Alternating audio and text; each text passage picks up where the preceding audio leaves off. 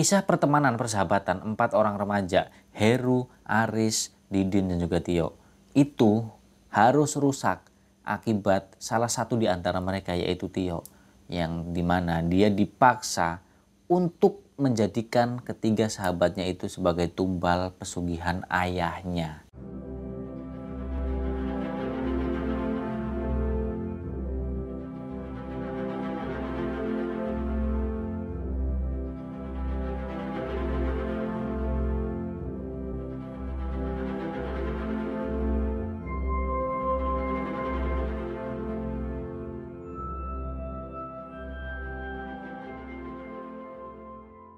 Assalamualaikum, ketemu lagi nih sama saya Misbah Muthaharun. Apa kabar kalian semua? Semoga kalian senantiasa dalam keadaan sehat selalu.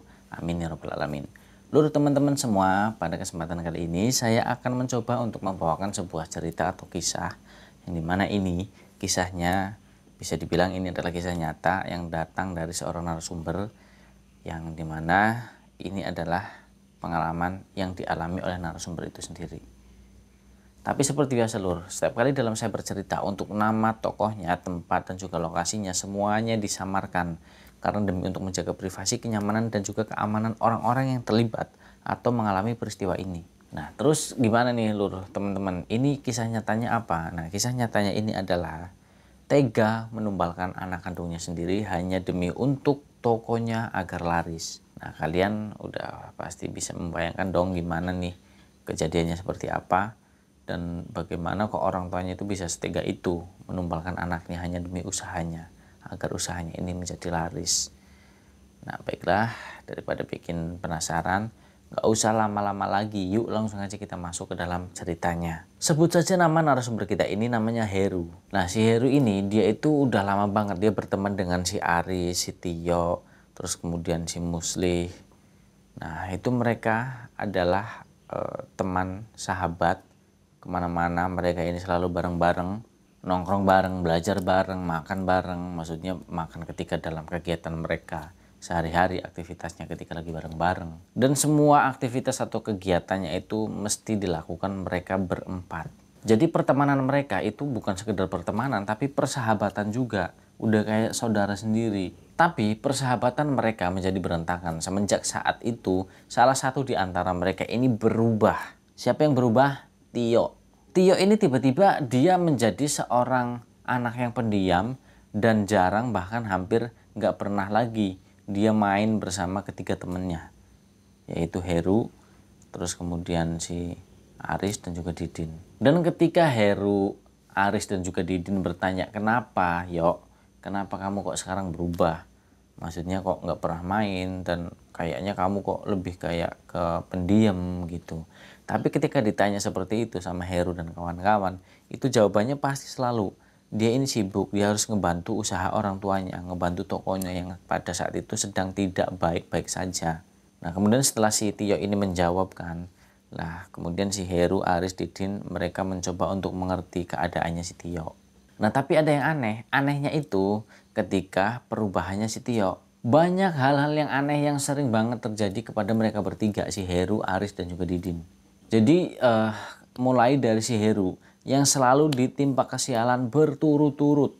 Nah jadi awalnya Tio ini dia berkunjung ke rumahnya Heru, tapi dia datang sendirian. Nah kemudian si Tio nih ngomong, Heru boleh minta tolong nggak? Iya minta tolong apa? Ayo ngomong aja nggak apa-apa. Kalau misalnya aku bisa, apa sih yang nggak buat kamu? Kamu kan sahabat aku.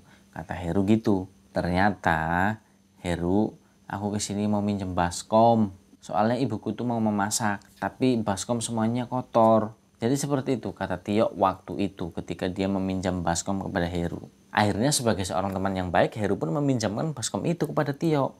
Nah kemudian setelah diberikan tuh baskom, pamitan nih si Tio pulang kan.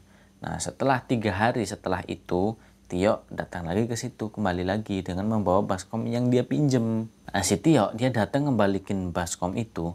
Ternyata di dalam baskom itu berisikan sesuatu. Isinya itu apa? Beras yang full penuh. Loh, apa-apaan ini Yok?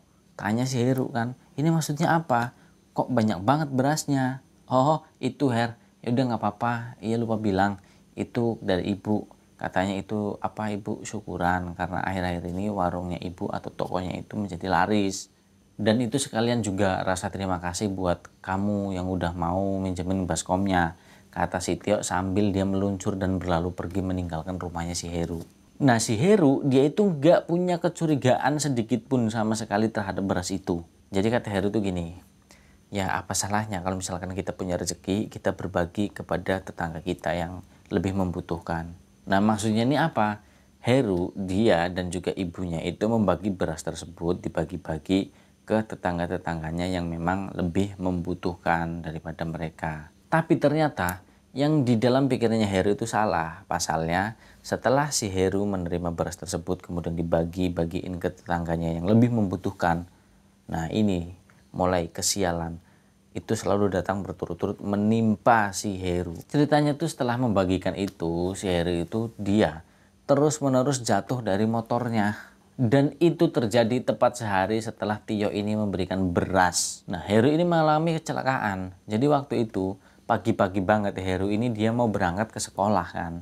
Jadi saat itu karena memang masih pagi banget jadi nggak ada motor ataupun mobil kendaraan. Kalaupun ada jarang lah di jalanan yang biasa dilalui sama si Heru ini ketika menuju ke sekolah. Tapi motornya si Heru itu nggak tahu ini aneh karena tiba-tiba saja dia terjatuh. Ya setidaknya tuh setirnya dia oleng sendiri sehingga mengakibatkan Heru ini terjatuh. Dan alhamdulillah untungnya luka-lukanya Heru ini tidak terlalu parah. Jadi cuma lecet di lutut aja. Tapi besoknya lagi si Heru itu jatuh lagi dari motor. Belum lagi sembuh di lututnya tuh luka. Luka tersebut kembali bertambah justru malah di sikunya si Heru dan juga di jidatnya. Ya meskipun lukanya itu tidak terlalu parah-parah banget ya, tapi yang pasti di sini si Heru dia berani memastikan bahwa ketika dia mengendarai motor itu dia berusaha jalan laju motornya itu pelan-pelan banget karena memang udah masih pagi hari banget, jadi kalaupun sampai ke sekolah ya masih sepi gitu loh, makanya dia pelan-pelan. Nah tapi anehnya kok bisa jatuh dan itu berturut-turut selama 2 hari. Dan yang terakhir, Heru mengalami kecelakaan pada saat Heru dia turun dari angkot. Nah kenapa Heru ini dia naik angkot? Karena dari keluarganya juga si Heru ini sering banget jatuh dari motor tanpa sebab. Jadi ya udah lebih baik lebih aman naik angkot aja. Nah tapi justru alih-alih ketika Heru ini disuruh naik angkot agar lebih aman, tapi itu tadi yang namanya takdir Tuhan itu tidak bisa dilawan dan tidak bisa dielakkan. Kalau memang sudah ditakdirkan untuk terjadi, ya udah terjadi. Mau seperti apapun kita manusia untuk menghindari takdir itu tetap nggak bakalan bisa. Contohnya Heru, 2 kali berturut-turut dia naik motor jatuh. Nah karena orang tuanya dan teman-teman lain khawatir, ya udah naik angkot aja. Tapi nyatanya enggak. Ketika dia turun dari angkot, tiba-tiba Heru ini terserempet motor yang dengan laju kencang. Heru pun kemudian terpental, terbanting, dan pingsan gak sadarkan diri. Nah kenapa sih Heru ini sampai bisa pingsan? Karena dia terseret hingga beberapa meter. Lukanya lumayan parah di sekujur tubuhnya Heru. Terus kemudian akhirnya si Heru pun dibawa ke rumah sakit. Yang dimana ke rumah sakitnya itu dinaikkan ke mobil ambulans yang ditelepon atau dihubungi oleh para penumpang angkot yang juga kebetulan naik angkot yang sama dengan Heru. Tapi untungnya si Heru dia pingsan itu nggak lama. Jadi ketika dia sampai di rumah sakit dia siuman, dia sadar. Dan karena kejadian tersebut akhirnya membuat kedua temannya Heru, yaitu si Aris sama si Didin, menjenguk si Heru ke rumah sakit. Mereka berdua datang. Mereka otomatis nanya dong, kenapa kok bisa sampai jatuh seperti itu? Kenapa bisa sampai terserempet angkot, sampai masuk ke rumah sakit gini sih? Terus kemarin kamu 2 hari berturut-turut kamu jatuh dari motor, kenapa? Kamu itu ada pikiran apa? Tanya si Aris sama si Heru kan. Terus kemudian Heru pun menjawab semua kronologinya, kenapa semuanya bisa terjadi. Dan Heru juga menceritakan tentang keanehan-keanehan yang dia alami selama ini. Dan dari situlah akhirnya semua keganjilan dalam permasalahan ini mulai terungkap lur teman-teman. Nah setelah Heru ini menceritakan semuanya, si Aris tiba-tiba dia ngomong, serius Her? Kamu ngalamin hal seperti ini? Tanya si Aris dengan seriusnya dia. Soalnya gini Her, nah aku itu sempat ngalamin hal yang sama Her kayak kamu. Jadi waktu itu Tio itu sempat datang ke rumah dan dia bilang dia itu mau minjem baskom. Nah terus kemudian aku kasih dong. Lah beberapa hari setelahnya si Tio datang lagi ngembalikin tuh baskom. Nah di dalam baskom itu isinya tuh ya ada beras, ada gula, ada teh, intinya seperti itu. Dan semenjak itu juga aku mengalami kesialan-kesialan yang terus-menerus datang. Jadi pertama, kesialan yang aku alamin, aku ini sempat jatuh dari tangga ketika aku lagi ngebetulin lampu rumah. Dan yang kedua, Aris itu juga dia ngaku, dia jatuh lagi dari pohon mangga dari samping rumahnya. Ya kenapa Aris ini bisa jatuh dari pohon mangga? Ya karena pohon itu berbuah. Dan niatnya Aris, dia pengen metik buah itu, mau dimakan. Malah yang ada dia jatuh. Tapi alhamdulillahnya nggak sampai fatal. Ya kayak si Heru ini 2 kali berturut-turut mengalami kecelakaan. Nah yang ketiganya itu lumayan serius. Dan setelah si Aris itu menceritakan, disamber langsung nih sama si Didin. Terus kata Didin gini, wah sialan bener-bener nih si Tio. Kamu kenapa Din tiba-tiba ngomong kayak gitu? Tanya si Aris. Soalnya kalian ceritanya tuh sama kayak yang aku alamin. Jadi Tio itu sempat datang ke rumah, dia ngembaliin sesuatu yang telah dia pinjem. Dan aku juga sama. Aku terima beras, gula, dan juga teh. Dan setelahnya, aku itu jatuh ketika aku ini lagi menyeberang zebra cross. Dan anehnya saat itu, aku tuh sama sekali nggak bisa buat apa ya, nyangga tubuhku yang aku ini mau jatuh. Jadi aku tuh diem aja pasrah aja, kayak ngikut aja gitu loh mau jatuhnya itu. Dan alhasil nih, lihat nih dagu aku jadi kayak gini. Kalian lihat sendiri kan. Seperti itu kata Didin sambil menunjuk dagunya itu yang lagi di apa ya, masih dibalut dengan kain kasa yang tebel. Terus kata si Aris gini, sebenarnya apa ya yang mau dilakukan sama Tio terhadap kita? Maunya tuh apa coba? Masa iya ngasih sesuatu ke temennya? Kita ini temennya loh, nggak cuma temen, kita itu sahabat loh. Tapi kok teganya si Tio melakukan itu semua, tujuannya tuh apa? Kalau emang ya mau ngasih, ngasih aja, nggak usah terus kita dibikin celaka. Dan kalau emang nggak mau ngasih juga nggak apa-apa, lagian kita juga nggak minta. Kata mereka seperti itu. Dan gak ada yang bisa menjawab itu. Tapi dengan pertemuan tersebut akhirnya membuat mereka bertiga nih, Heru, Aris, dan juga Didin, mereka bersepakat untuk menjauhi Tio saat itu juga. Dan pada saat si mereka bertiga, Heru, si Aris, si Didin udah mulai membuat jarak untuk menghindari Tio, tiba-tiba mereka bertiga itu mendapatkan kabar duka lur teman-teman. Kabar dukanya itu apa? Yang sangat mengejutkan, bahwa Tio itu meninggal dunia. Nah mereka bertiga sebagai seorang sahabat, sebagai seorang teman karib, teman dekat, ketika sekolah satu kelas bareng, dan mereka sebagai seorang sahabat mereka pun ikut berbelasungkawa. Mereka bersedih atas kehilangan salah seorang sahabat baiknya yaitu Tio. Terus kemudian mereka pun setelah sembuh dari sakit mereka masing-masing, mereka ini rutin ikut mengikuti pengajian 7 harinya si Tio setelah dia meninggal. Nah ketika mereka ini takziah, mereka itu melayat ketika si Tio ini mau dikuburkan. Di sini ada yang aneh lur teman-teman, ada yang janggal. Nah apa itu? Jadi selama proses pemakaman hingga pengajian pada saat itu, tapi orang tuanya Tio itu terlihat seperti tidak sedih sama sekali. Padahal anaknya itu baru aja meninggal, baru aja dikuburkan. Ya memang sih bener, nggak boleh terlalu sedih berlarut-larut sampai terpuruk, itu memang nggak boleh. Cuman kan seenggaknya yang menunjukkan apa ya, minimal kayak rasa kehilangan gitu loh, bersedih gitu. Ini enggak sama sekali, makanya itu aneh. Dan bahkan nih untuk ukuran orang yang kaya aja, mereka ini nggak mau ngeluarin duit buat untuk sekedar menjamu orang-orang yang datang buat ngaji di situ mendoakan anaknya si Tio. Itu kayak nggak mau banget gitu loh. Nah ini satu lagi yang tadi barusan belum sempat diceritakan. Jadi lur teman-teman, warung milik ayahnya Tio itu menjadi laris manis ketika Heru, Aris, Didin, mereka bertiga ini mengalami kesialan secara tiba-tiba dan berturut-turut 3 hari. Itu semakin laris warungnya. Ternyata hal ini adalah penyebab mereka bertiga itu mengalami rentetan peristiwa, yaitu kecelakaan berturut-turut selama 3 hari. Nah ini ceritanya gini lur teman-teman. Ini sepulang habis si Heru, si Didin, si Aris ini habis ngaji dari rumah almarhum Tio. Jadi mereka itu berjalan bareng kan, Heru, Aris, Didin, dan juga di situ ada ayahnya si Didin. Jadi mereka berjalan berempat. Nah kebetulan ayahnya Didin, beliau ini orang yang punya kemampuan. Kemampuan ya salah satunya adalah bisa melihat hal-hal yang gaib. Ya contohnya melihat itu hantu, jin, penampakan kayak gitu bisa lihat tuh ayahnya Didin. Dan bisa berkomunikasi dengan makhluk gaib. Dan makanya ketika saat perjalanan pulang, Beliau itu menceritakan semuanya yang terjadi kepada mereka bertiga, Heru, Aris, dan juga Didin. Katanya gini, ini maaf ya Le, Le itu maksudnya panggilan ketiga anak tersebut, si Heru, si Aris, dan juga Didin, panggilan sayang orang tua ke anak, intinya seperti itu.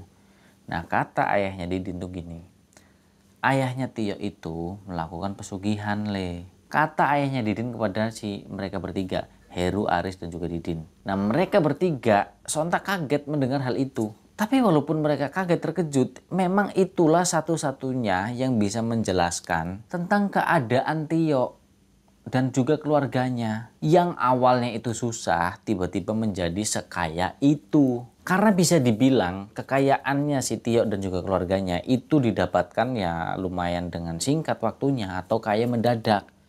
Dan nggak diketahui usahanya apa, kenapa yang menyebabkan mereka ini menjadi keluarga yang kaya. Itu memang para warga orang-orang nggak ada yang tahu. Alasannya tuh katanya punya bisnis, punya usaha di luar gitu loh.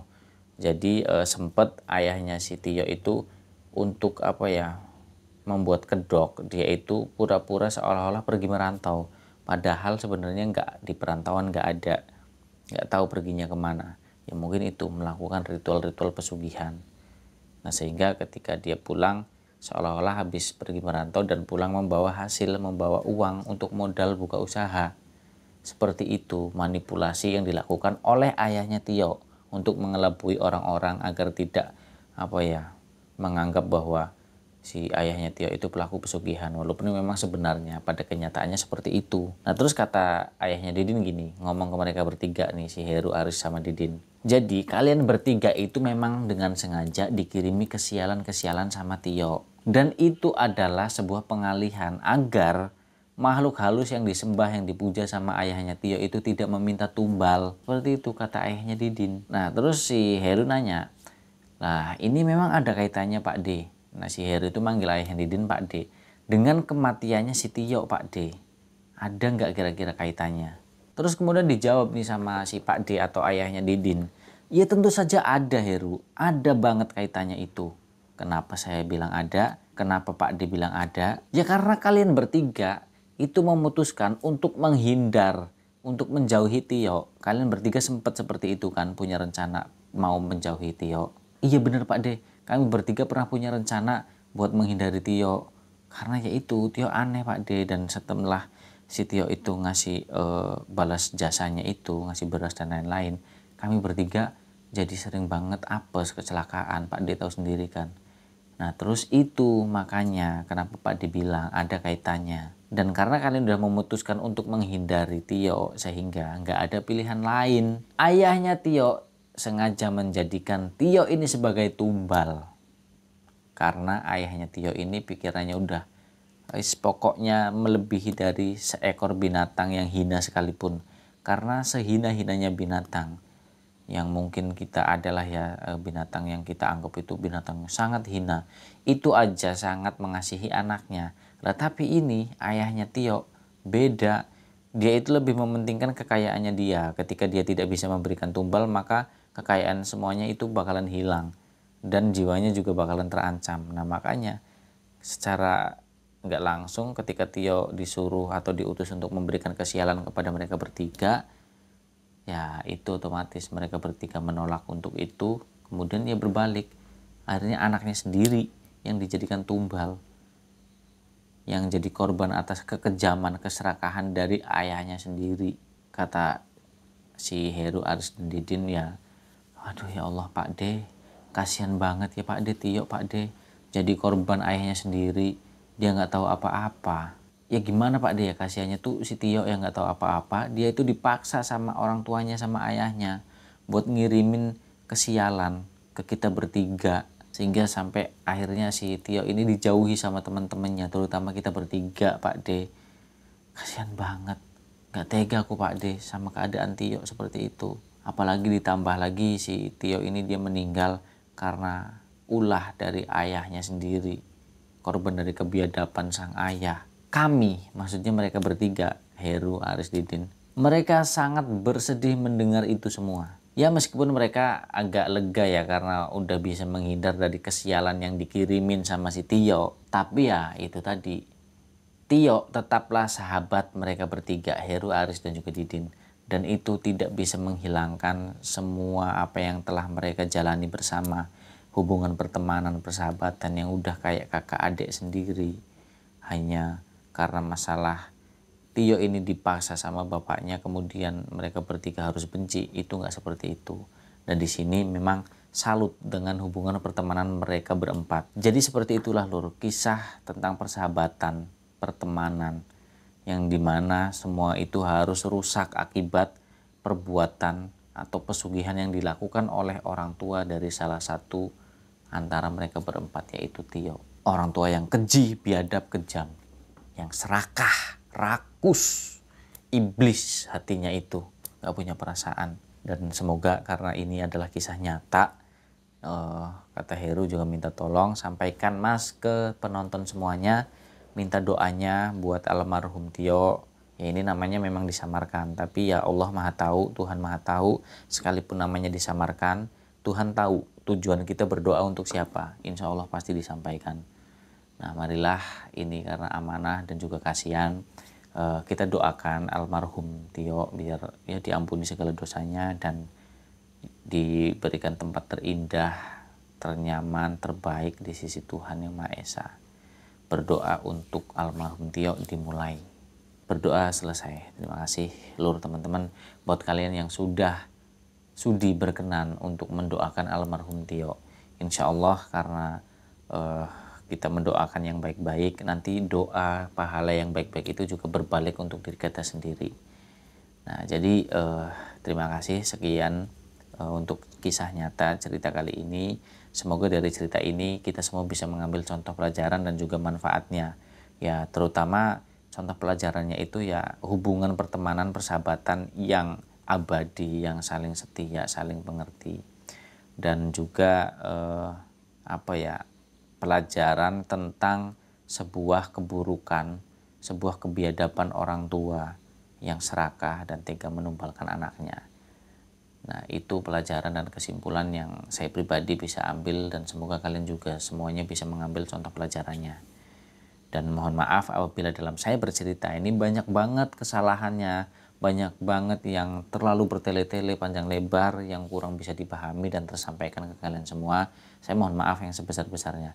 Karena itu benar-benar murni kebodohan dan kelemahan dari saya pribadi. Tapi misalkan kalau ada nih pelajaran yang bisa diambil itu datangnya dari Allah Subhanahu wa taala. Yang pada intinya lur teman-teman, kalian semua ambil yang positifnya aja, yang baik-baik. Yang negatif, yang nggak ada baiknya, yang buruk kalian buang jauh-jauh, nggak usah kalian dengerin, nggak usah kalian hiraukan. Nah kurang lebih seperti itu. Nah terima kasih buat kalian semua yang udah gabung di channel ini, yang udah ngikutin, yang suka dengan cerita-ceritanya. Silahkan kalian tekan tombol like, komen, dan juga share. Yang belum subscribe juga subscribe dan tekan tombol lonceng notifikasinya agar tidak ketinggalan video dan juga cerita-cerita misteri berikutnya, dan juga support channel ini agar lebih berkembang dan lebih baik lagi. Terutama tentunya kritik, saran, dan juga masukan dari kalian, kita terutama saya butuh banget. Dan untuk kedepannya agar kita mengevaluasi dan agar kita ini juga tahu kekurangannya kita seperti apa. Kadang kan kita manusia nggak sadar tentang kesalahan dan juga kelemahan kita. Makanya semua itu kita butuh banget kalian semua yang mau mengingatkan dan juga ngasih masukan ke kita. Nah jadi kurang lebih seperti itu aja lur teman-teman. Jadi sampai jumpa lagi di video dan juga cerita-cerita berikutnya. Saya Misbah Mutaharun, saya pamit. Wassalamualaikum warahmatullahi wabarakatuh.